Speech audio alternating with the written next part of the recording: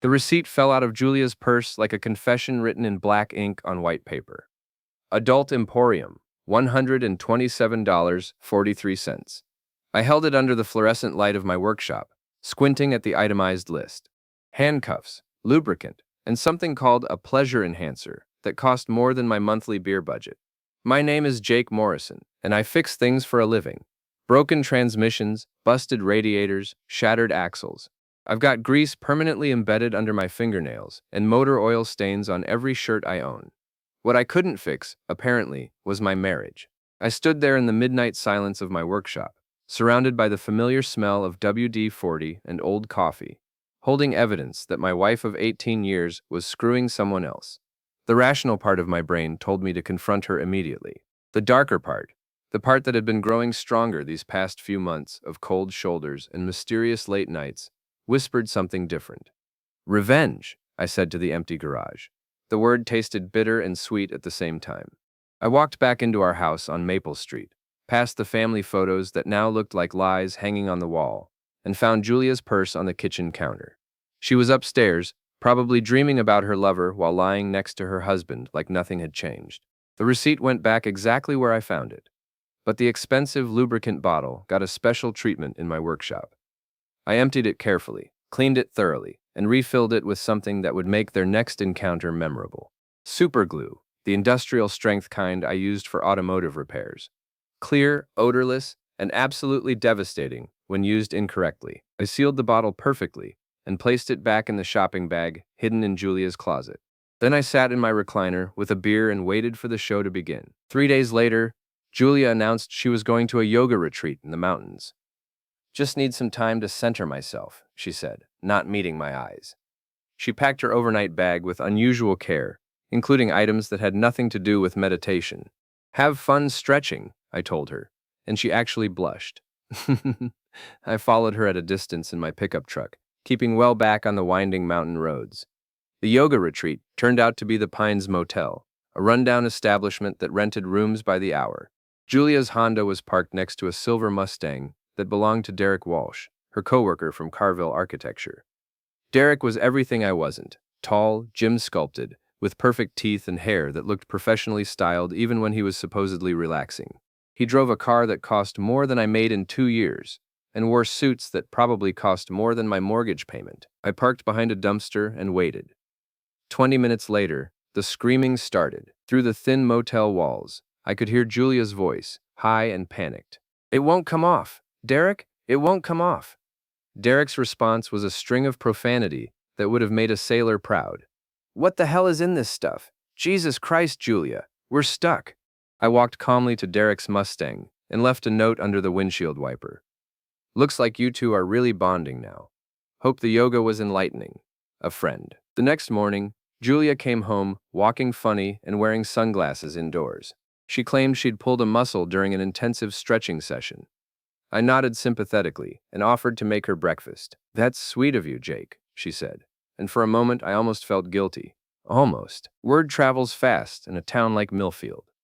By Tuesday, half the population knew that Derek Walsh had spent 4 hours in the emergency room with what the nurses were calling an unusual adhesive situation. By Wednesday, everyone knew Julia Morrison had been his yoga partner. I was under the hood of a '98 Chevy when Ray Patterson found me at the garage. Ray used to be a cop before he decided bartending was more honest work. Now he ran Murphy's Tavern and served as the unofficial confessor for every broken soul in town. "Heard your wife's been practicing some interesting yoga positions," he said, lighting a cigarette. I kept my head buried in the engine compartment. News to me. I thought yoga was supposed to be relaxing. "Jake," Ray's voice got serious. "Half the town's talking, the other half's laughing. You need to decide what you're going to do about this." I straightened up and wiped my hands on a rag. "What would you do, Ray?" "Me? I'd probably end up in jail."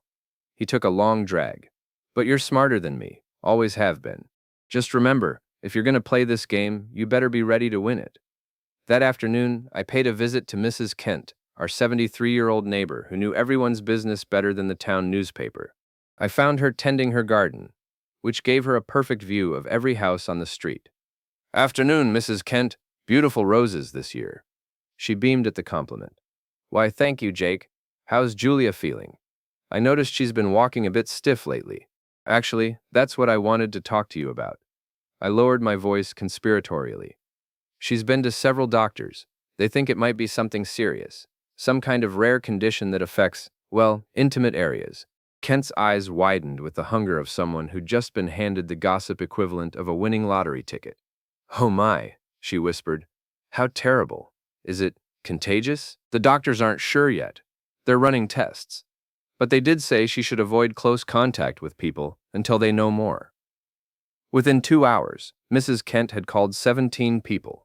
By evening, the story had evolved into Julia having some kind of exotic sexually transmitted disease that caused people to stick together.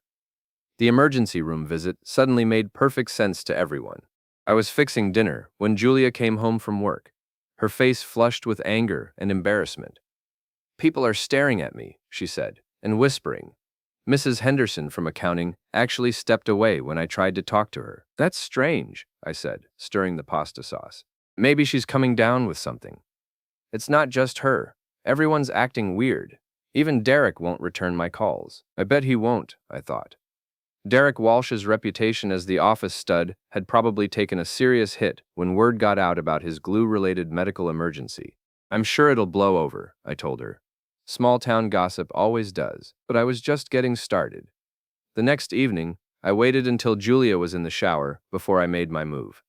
Her phone was charging on the nightstand, and she'd never changed her passcode. Our anniversary date, how sentimental. I scrolled through her text messages with Derek, screenshotting the most incriminating ones. Messages about hotel rooms and lies they'd told their spouses. Photos that would make a porn star blush. Plans for a weekend getaway to celebrate Derek's promotion. I created an anonymous email account and sent the screenshots to 5 people. Derek's wife, Michelle. Julia's boss, Mr. Carville. Derek's gym buddy, Tom. Julia's sister, Sarah. And the office gossip queen, Linda Martinez. The subject line read, "Thought you should know." Friday morning, Derek didn't show up for work. By lunch, Michelle Walsh had changed her Facebook status to "It's complicated" and posted a photo of Derek's clothes in a pile on their front lawn with the caption, "Free to a good home, slightly used by someone else's wife." Julia came home that evening looking like she'd been hit by a truck. "Derek's been suspended," she said, slumping onto the couch. "Someone sent inappropriate photos to the whole office. HR is conducting an investigation." "That's terrible," I said, not looking up from my newspaper. "Any idea who would do such a thing? His wife thinks it was me. She's telling everyone I'm some kind of psycho stalker who drugged him and took compromising photos." I had to bite my lip to keep from laughing. Michelle Walsh had quite an imagination. "Well, you know what they say," I told Julia. "The truth always comes out eventually." She looked at me sharply, and for a moment I wondered if she suspected something.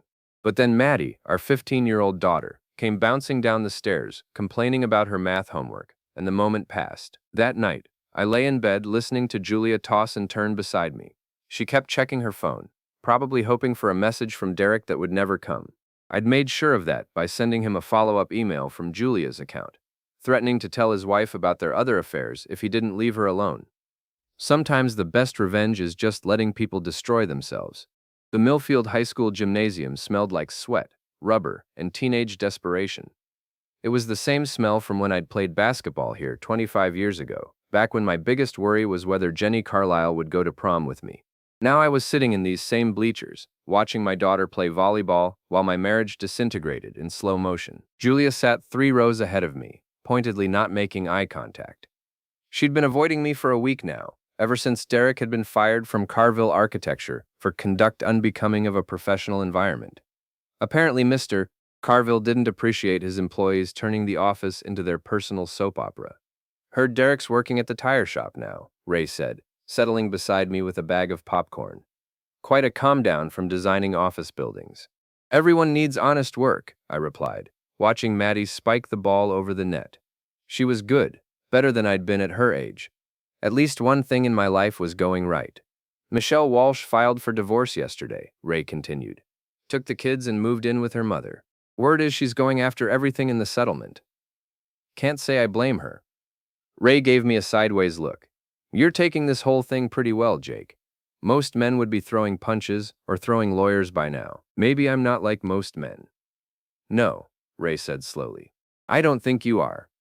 The game ended with Millfield winning in straight sets. Maddie jogged over to the bleachers, her face glowing with victory sweat and teenage pride. Did you see that last spike, Dad? Right down the line. I saw it, sweetheart. You're getting better every game. Julia appeared at my shoulder, her smile forced and brittle. Ready to go home? Actually, I said, standing and stretching, I thought we might stop by the Harvest Festival. It's the last night, and Maddie's been wanting to go. The Harvest Festival was Millfield's biggest annual event, a weekend of carnival rides, local bands, and enough fried food to clog every artery in town. It was also where everyone gathered to see and be seen, to catch up on gossip and create new scandals. I don't think that's a good idea, Julia said quickly. People are still talking, and I'd rather not. What people? Maddie interrupted. Talking about what? Julia and I exchanged glances. We'd managed to keep most of the drama away from Maddie, but teenagers aren't stupid. She'd noticed the tension, the whispered phone calls, the way her parents barely spoke to each other anymore. Nothing important, honey, Julia said. Just some silly workplace gossip. Ugh. But I could see the questions in Maddie's eyes, and I knew the protective bubble we'd built around her was starting to crack. We drove to the festival in uncomfortable silence, the radio filling the space where conversation used to be. The fairgrounds were packed with families enjoying the crisp October evening. The smell of caramel apples and funnel cakes mixed with the diesel exhaust from the carnival rides. I'm going to find Ashley and Emma, Maddie announced, spotting her friends near the Ferris wheel. She disappeared into the crowd before either of us could object. Julia and I stood awkwardly beside the ring toss game, watching families that seemed happier than ours. Jake, she started, then stopped. We need to talk. About what? You know what? She looked around nervously. About Derek. About what happened. What about Derek? I thought he was just your coworker. Her face flushed red. Don't play dumb. I know you know. Before I could respond, a familiar voice cut through the carnival noise. Well, well, if it isn't the happy couple. Samantha Pierce stood behind us, her arms crossed and her expression cold. Sam had been Julia's best friend since college, her maid of honor at our wedding, and the godmother to our daughter. She was also the one person in town whose opinion Julia cared about more than anyone else's. Hi, Sam, Julia said weakly. Don't hi Sam me, Samantha snapped. Do you have any idea what you've done? Derek Walsh is ruined. His marriage is over, his career is destroyed, and his kids won't even talk to him, all because you couldn't keep your legs closed. Sam, please, Julia whispered, glancing around to see if anyone was listening. Not here. Where then? You won't return my calls. You've been hiding like a coward for 2 weeks. I should have walked away, should have let them fight it out in private, but something in Samantha's tone made me stay and listen. I tried to warn you, Sam continued. I told you Derek was bad news, but you wouldn't listen. You were so flattered that some hotshot architect was paying attention to you that you forgot you had a family. It wasn't like that, Julia protested. Wasn't it? Then explain the hotel receipts. Explain the lingerie I saw you buying. Explain why you lied to your husband and your daughter for 6 months. 6 months. I felt like I'd been punched in the stomach. I'd suspected the affair had been going on for a while, but hearing the timeline made it real in a way that hurt more than I'd expected. You don't understand, Julia said, tears starting to flow. Jake and I, we've been growing apart for years. He doesn't talk to me anymore, doesn't see me. Derek made me feel alive again. So you decided to blow up everyone's life. Sam's voice was getting louder, attracting stares from other festival goers. Derek's kids are in therapy, Julia. His 8-year-old son asked his mother why Daddy doesn't live with them anymore. That's when I realized something was wrong with this picture. Samantha was angry, but not at me. She was angry at Julia for getting caught, not for having the affair in the first place. And she knew too many details about Derek's situation. How do you know so much about Derek's kids? I asked. Both women turned to look at me as if they'd forgotten I was there. What? Sam said. You seem to know a lot about Derek's personal life. His kids, his therapy sessions, his job situation. That's pretty detailed information for someone who supposedly warned Julia to stay away from him. Sam's face went pale. Michelle and I have been talking. She needed someone to vent to. When did you and Michelle Walsh become friends? You've never mentioned her before. The silence stretched out like a tightrope. Around us, the carnival continued its cheerful chaos, but the three of us stood frozen in a bubble of tension. Sam? Julia's voice was small and confused. What's he talking about? That's when Samantha Pierce, my wife's best friend and my daughter's godmother, made the mistake that would destroy her life. You always were too smart for your own good, Jake Morrison. And suddenly, everything clicked into place. It was you. The words came out of my mouth before I'd fully processed the thought. But as soon as I said them, I knew they were true. Samantha Pierce hadn't been trying to stop Julia's affair. She'd been orchestrating it. Jake, what are you talking about? Julia looked back and forth between us, confusion and fear warring on her face. But Samantha's expression had changed completely. The righteous anger was gone, replaced by something cold and calculating that I'd never seen before. You figured it out, she said calmly. I wondered if you would. I figured what out? Julia's voice was rising. What's going on? I kept my eyes locked on Samantha. How long have you been planning this, Sam? How long have you been working to destroy my marriage? 3 years, she said without hesitation. Ever since you cost my husband his job. The memory hit me like a sledgehammer. 3 years ago, I'd been doing some work on the books for Pierce Construction, Sam's husband's company. I discovered that Tom Pierce had been skimming money from client accounts, inflating material costs, and pocketing the difference. When I'd found evidence of the fraud, I'd gone to the police. Tom Pierce had been arrested, convicted, and sent to prison for 18 months. His construction company had collapsed, leaving Sam to raise their 2 kids alone while working double shifts at the hospital. Tom stole money from people who trusted him, I said. I didn't have a choice. You had a choice, Sam hissed. You could have come to me first, could have given him a chance to make it right. Instead, you went straight to the cops and destroyed my family. So you decided to destroy mine? Julia was staring at both of us, like we were speaking a foreign language. I don't understand. Sam, what does Tom's legal problems have to do with Derek and me? Samantha laughed, a bitter sound that cut through the carnival noise. Oh, honey, you really don't get it, do you? Derek wasn't some random office romance. I introduced you to at the Christmas party, remember? I made sure you were seated next to him at the company dinner. I even suggested that yoga retreat where you first connected. The color drained from Julia's face. No, that's not. You were helping me work through my marriage problems. You said Jake was taking me for granted. I said whatever you needed to hear to push you toward Derek, and it worked perfectly until your brilliant husband here started playing games with superglue. I felt a surge of pride despite everything.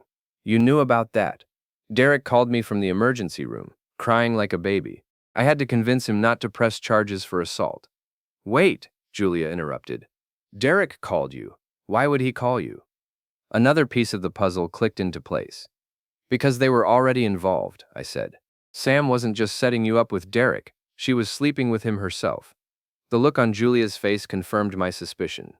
Betrayal, hurt, and rage cycled through her expressions like a slot machine landing on the worst possible combination. You bitch, Julia whispered. You were sleeping with him while you were pushing me toward him.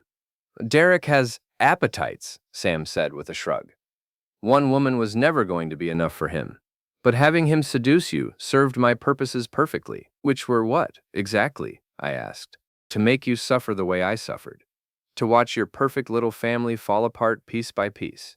To see you lose everything that mattered to you. Her voice was getting louder, attracting more attention from the festival crowd. I wanted you to feel as helpless and humiliated as I felt when the police dragged my husband out of our house in handcuffs. So you manipulated my wife into an affair. I gave her permission to do what she already wanted to do. Julia's been unhappy for years, Jake. All I did was show her there were other options. Julia slapped her.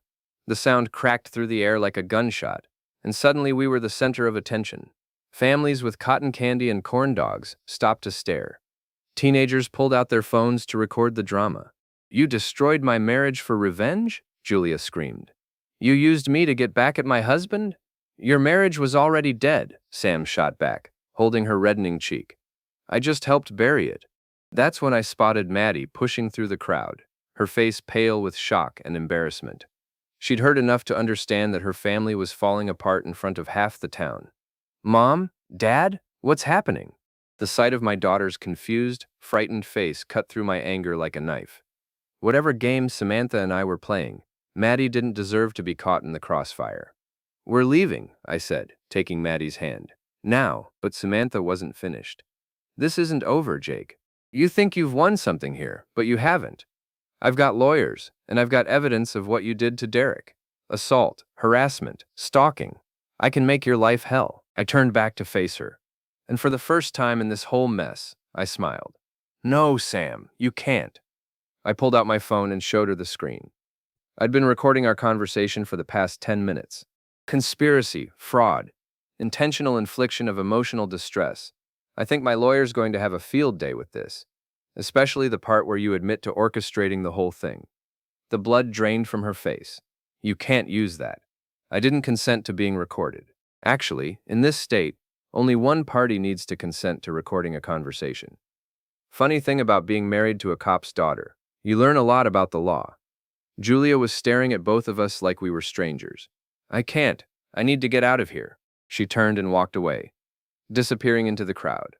Samantha followed her, still shouting threats and accusations. I stood there holding my daughter's hand, surrounded by the wreckage of my life, and realized I wasn't finished yet. Not by a long shot. The Millfield Harvest Festival's closing ceremony was scheduled for Sunday at noon, right in the center of town square. It was a tradition that went back 50 years, local politicians making speeches, the high school band playing patriotic songs, and the mayor presenting awards to outstanding community members. This year, I had my own presentation planned. I'd spent Saturday night in my workshop, not fixing cars but preparing for war. The recording of Samantha's confession was just the beginning. I'd also gathered every piece of evidence from the past month, screenshots of Derek's texts, photos of him and Julia at the motel, financial records showing how Sam had been feeding information to Derek about Julia's schedule and habits. But the real weapon was something I'd discovered by accident while going through Julia's laptop. She'd been keeping a journal, documenting her affair in excruciating detail. Every lie she'd told me, every time she'd snuck out to meet Derek, every moment of guilt and excitement and self-justification. She'd written about how alive Derek made her feel, how boring and predictable her marriage had become, how she deserved better than a grease-stained mechanic who came home tired every night. She'd even written about planning to leave me once Derek got his promotion and could afford to support her properly. The journal entries were dated, detailed, and absolutely devastating. Ray found me at Murphy's Tavern at 11 a.m., nursing a cup of coffee and watching the crowd gather in the square through the window. "You look like a man with a plan," he said, sliding into the booth across from me. "Something like that. Want to tell me what you're thinking?" I showed him the tablet loaded with evidence, photos, recordings, journal entries.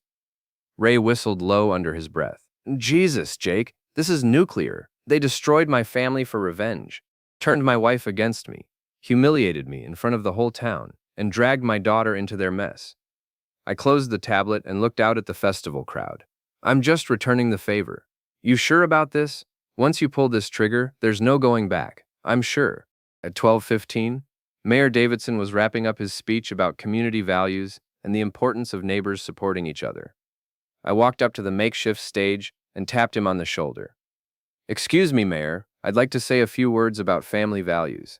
Davidson looked confused, but stepped aside. I'd known him since high school, and he probably figured I wanted to make some kind of announcement about a charity drive or community project. The microphone squealed with feedback as I adjusted it. The crowd of about 200 people turned their attention to the stage, probably expecting another boring speech about local pride. "Good afternoon, everyone. For those who don't know me, I'm Jake Morrison. I've lived in this town my whole life, raised my family here, built my business here. I've always believed that Millfield was a place where people looked out for each other, where family meant something." I spotted Julia in the crowd, standing near the back with a group of women from her work. She looked nervous, probably wondering what I was up to. "Recently, I learned some hard truths about family values, about what happens when people you trust decide to destroy your life for their own purposes." The crowd was getting interested now. People were pulling out phones, sensing that something dramatic was about to happen. 3 weeks ago, I discovered that my wife of 18 years was having an affair with a coworker named Derek Walsh. Some of you might remember Derek. He's the one who ended up in the emergency room with what the nurses called an unusual adhesive situation. Nervous laughter rippled through the crowd. Julia's face had gone white. Now, affairs happen. Marriages fall apart. That's life. But what I discovered yesterday is that this affair wasn't just about two people making bad choices. It was about revenge. I pulled out my phone and connected it to the sound system. "I'd like you all to hear something." Samantha's voice filled the town square, crystal clear and damning. "I wanted you to suffer the way I suffered. To watch your perfect little family fall apart piece by piece.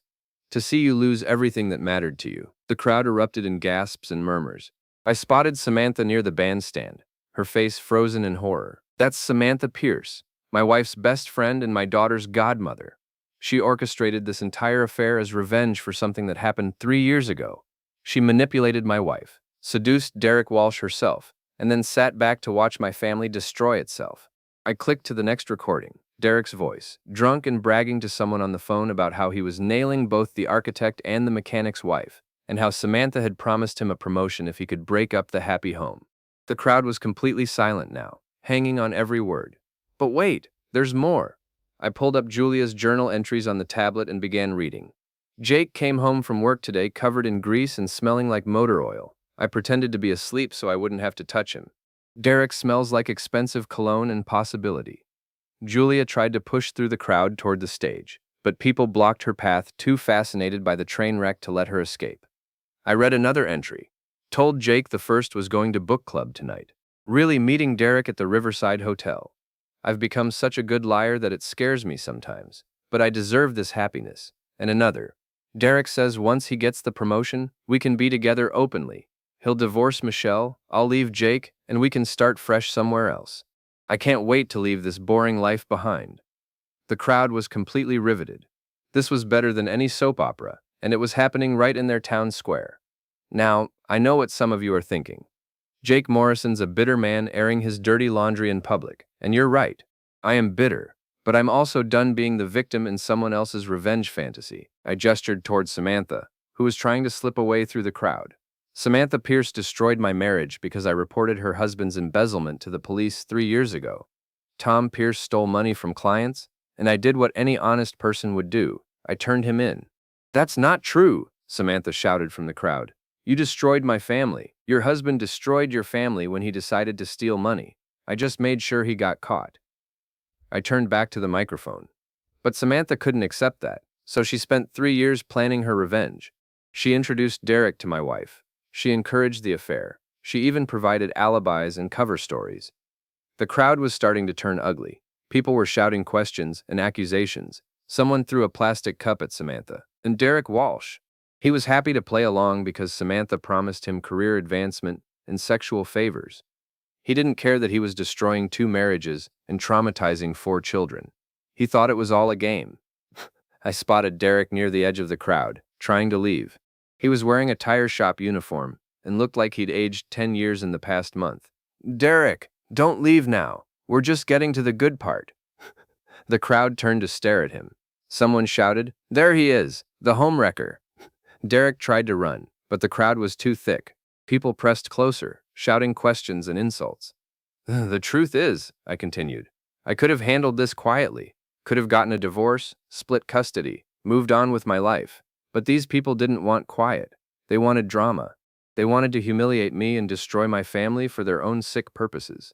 I pulled out a thick folder of documents, so I'm giving them what they wanted, drama. I began reading from financial records, showing how Samantha had used her hospital job to access Derek's medical information after the superglue incident, violating privacy laws. How she'd created fake social media accounts to spread rumors about Julia's supposed STD. How she'd been embezzling money from the hospital's charity fund to pay for hotel rooms and gifts for Derek. The crowd was getting more agitated. People were shouting for the police, demanding answers, calling for justice. And Julia, I said, looking directly at my wife. My faithful, devoted wife, who deserved better than a boring mechanic. I read more journal entries, each one more damning than the last. Her plans to take half of everything in the divorce. Her intention to move to another state with Derek. Her complete lack of concern for how this would affect our daughter. Julia was crying now, surrounded by hostile faces and pointing fingers. I'm not proud of what I did to Derek with the superglue, I continued. That was petty and dangerous, but I'm not sorry either. Sometimes petty and dangerous is exactly what cheating bastards deserve. The crowd roared its approval. Derek was being pushed and shoved by angry festival goers. So here's what's going to happen, I announced. Julia can have her divorce. She can have half of our assets, as required by law. But she's not getting custody of our daughter, because I have 18 months of journal entries documenting her lies, her affairs, and her plans to abandon her family. I held up a legal document. I've already filed for divorce and full custody. My lawyer says the journal entries alone are enough to prove Julia is an unfit mother. Julia collapsed onto her knees in the middle of the town square, sobbing hysterically. Samantha Pierce is going to face charges for embezzlement, harassment, and conspiracy. The district attorney is very interested in her confession recording. Samantha was being restrained by two police officers who had finally arrived on the scene. And Derek Walsh? Well, Derek's already lost his job, his wife, his kids, and his reputation. I think that's punishment enough. I stepped back from the microphone and looked out at the crowd of shocked, angry, fascinated faces. I came to this town 42 years ago as a baby. I've lived here my entire life, through good times and bad. I've paid my taxes, supported local businesses, and tried to be a good neighbor. But I've learned something important today. I paused for dramatic effect. Sometimes being a good neighbor means making sure the bad neighbors get exactly what they deserve. I walked off the stage and through the crowd, which parted like the Red Sea. Behind me, I could hear Julia still sobbing, Samantha shouting threats from the back of a police car, and Derek being chased toward his broken-down Honda by an angry mob of festival-goers. I found Maddie waiting by my truck, her face pale but determined. "Dad, are we going to be okay?" I put my arm around my daughter's shoulders and looked back at the chaos in the town square. "Yeah, sweetheart, we're going to be just fine." 6 months later, Julia was living in a studio apartment across town, working as a waitress and dating a married insurance salesman who promised to leave his wife. Samantha Pierce was serving 18 months in county jail for embezzlement and harassment. Derek Walsh had moved back in with his mother and was working the night shift at a gas station.